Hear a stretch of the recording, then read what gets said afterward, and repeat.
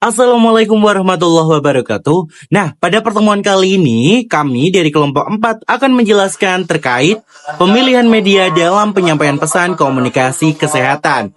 Nah, yang pertama, kita jelaskan terlebih dahulu. Salah satu pemilihan media untuk penyampaian pesan komunikasi kesehatan itu adalah salah satu proses dan salah satu progres yang sangat perlu diperhatikan. Karena pada saluran itu menentukan media yang paling tepat untuk menyampaikan pesan kesehatan kepada masyarakat.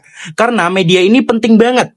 Karena menjadi penghubung antara komunikator untuk penyampaian pesan kepada komunikan.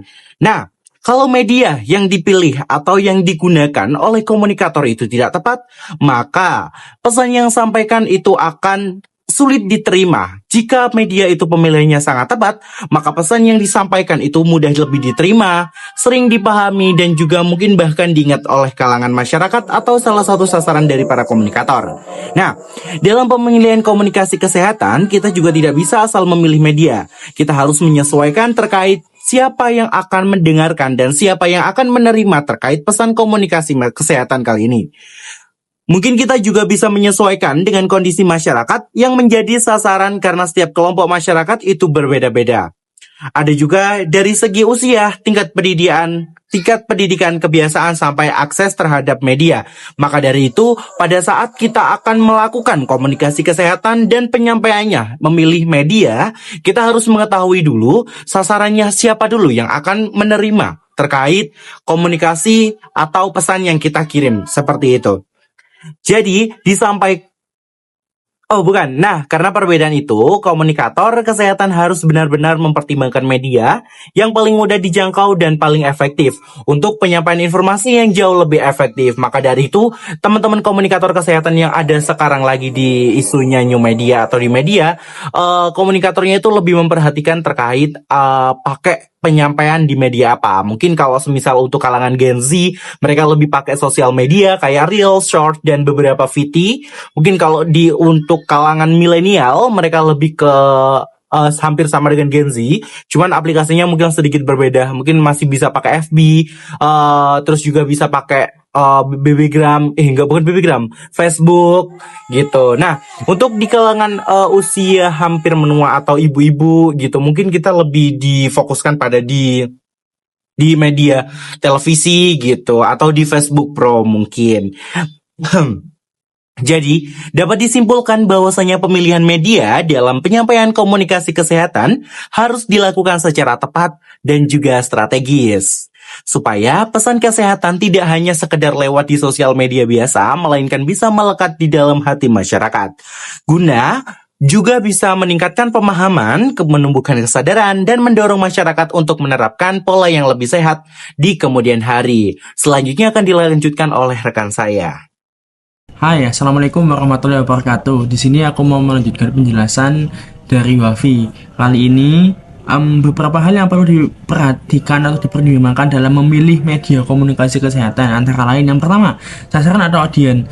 Ketika kita mau memilih sebuah media, maka kita harus melihat siapa audiens kita, siapa sasaran kita.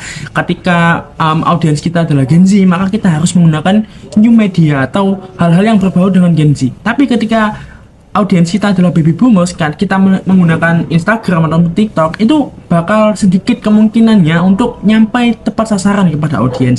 Jadi pemilihan sasaran audiens itu juga perlu diperhatikan dalam pemilihan media pesan komunikasi kesehatan. Lalu yang kedua adalah tujuan komunikasi.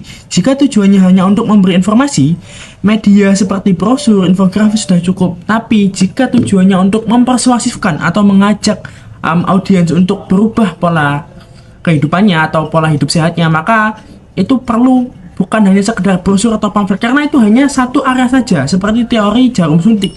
Kita hanya dicekoki saja, kita hanya disundiki oleh materi, tapi kita tidak bisa menimbulkan feedback. Timbal baliknya itu nggak ada. Jadi kita harus mengkreat sebuah media itu lebih baik lagi. Misalnya YouTube, Instagram, TikTok. Di situ para audiens dapat berinteraksi lewat kolom chat. Dan di situ konten kreator juga dapat membalas chat tersebut. Misal nih, Mas, gimana cara menjaga kesehatan mental? Nah, itu nanti bisa dibalas dengan video oleh konten kreator tersebut. Lalu selanjutnya adalah karakteristik pesan. Pesan apa yang mau kita sampaikan? Edukatif, harus persuasif dan lain-lain sebagainya. Lalu ketersediaan dan juga akses media, biaya dan sumber daya. Oke, jadi di sini biaya dan sumber daya itu sumber daya manusia. Siapa yang komunikatornya? Balik lagi, ketika komunikator tersebut adalah tokoh yang sangat kompeten, maka akan mudah dipercaya oleh semua orang. Tapi jika tokoh tersebut yang menyampaikan adalah tokoh yang tidak kompeten, maka akan susah diterima oleh audiens seperti itu. Lalu selanjutnya itu kita harus melihat bagaimana media tersebut menyampaikan pesan dengan baik. Maka dari itu pemilihan media dalam penyampaian pesan komunikasi kesehatan itu sangat penting diperhatikan. Itu saja, terima kasih. Wassalamualaikum warahmatullahi wabarakatuh.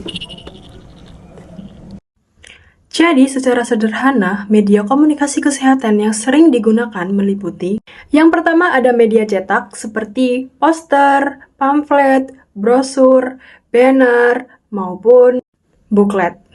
Nah, yang selanjutnya ada media elektronik seperti televisi maupun radio. Yang ketiga ada media digital seperti Instagram, YouTube, WhatsApp maupun media sosial lainnya atau website dan juga aplikasi kesehatan. Media komunikasi kesehatan yang terakhir adalah media tatap muka seperti adanya seminar, penyuluhan, dan juga konseling kesehatan. Jadi, kesimpulannya, pemilihan media dalam komunikasi kesehatan merupakan sebuah langkah yang penting karena agar pesan kesehatan itu dapat tersampaikan secara efektif. Media yang digunakan juga harus disesuaikan dengan karakteristik audiens, tujuan komunikasi, jenis pesan yang disampaikan, serta kondisi lingkungan dan juga akses masyarakat terhadap media tersebut. Dengan pemilihan media yang tepat, informasi kesehatan tidak hanya dapat dipahami dengan baik, tetapi juga mendorong dan juga merubah perilaku masyarakat untuk menuju pola hidup yang lebih baik. Jadi cukup itu saja yang dapat kami sampaikan mengenai materi memilih media dalam komunikasi kesehatan. Kurang lebihnya kami mohon maaf. Terima kasih. Wassalamualaikum warahmatullahi wabarakatuh.